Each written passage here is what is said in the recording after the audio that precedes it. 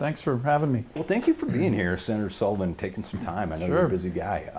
And so we got a couple things to chat about. Sure. But I think the big thing, and we wanted to talk a little liquefied natural gas in Alaska. So some developments in the last few weeks? Well, look, I think last week was a really important week. We're just keeping the momentum going. And this has been a dream, as you know, for Alaskans for 50 years. Right. And I just think the opportunity now for all Alaskans to work together and try to make this happen is really important. As I've talked to you before about, John, the president and his team have made it a really big priority. And last week we had a couple things that I thought were important. One, I hosted a meeting kind of all the key stakeholders, so the governor and his team, our whole congressional delegation, Glen Farm, which is the private sector company that's now been, that's building it out after their agreement with the Alaska Gas Line Development Corporation, and the entire Trump White House, all the different cabinets from DOD to Interior to Department of Energy to Commerce, they were all there. And this is kind of what I said, like, hey, we need like a war room mentality with the private sector and the key federal agencies and of course the state of Alaska to move this forward. So that was our first kind of war room meeting. I hosted it.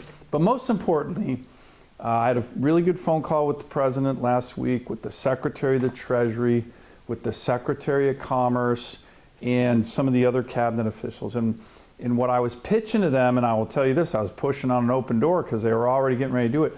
The president and his team are negotiating these tariff agreements, right? So they've put a pause on the tariffs. They're now trying to get our allies to do agreements with us. And I said to the president, Mr. President, if you're doing an agreement with a key ally like Korea or Japan or Taiwan, please include this idea of not only reducing their tariffs on our products, but long-term, firm contracts to buy Alaska LNG.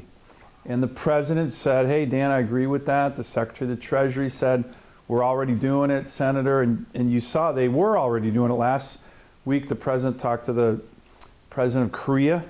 Then President Trump tweeted out, hey, I've told him we're going to do a big agreement. We'll include, and he mentioned Alaska LNG purchases. And the Secretary of the Treasury, Secretary Bessent, who's leading the negotiation with the Japanese, twice in interviews last week said, hey, we're going to look to reduce tariffs, but we also need to get the Japanese to buy Alaska LNG. Right. So you have literally the top deal guys in the world who are doing big agreements with our allies, the President of the United States and his cabinet, Secretary Lutnick, the Secretary of Commerce also agreed with me on this. So that was big. And then finally, I know the Vice President of Taiwan very well. I've known her. She was the former ambassador to the United States. I had a Zoom meeting with her, and she said in that Zoom meeting, Senator, we want to be the biggest and first buyer of Alaska LNG. So, the governor was just in Taiwan. This is now the vice president telling me we are in, we're going to do it. And when you have offtake agreements, long-term offtake contracts for Alaska LNG, then you can actually finance the project. So we're not there yet. There are some skeptics, I know, and I understand why. It's been a long time, decades. But boy, oh boy, that was good progress. And I think we just gotta all put our shoulder into this, row together, and I asked the skeptics, hey, look, what's your plan? And, to be honest, their plan is we're going to import gas from Mexico. I don't think that's a good plan. That'll kill jobs.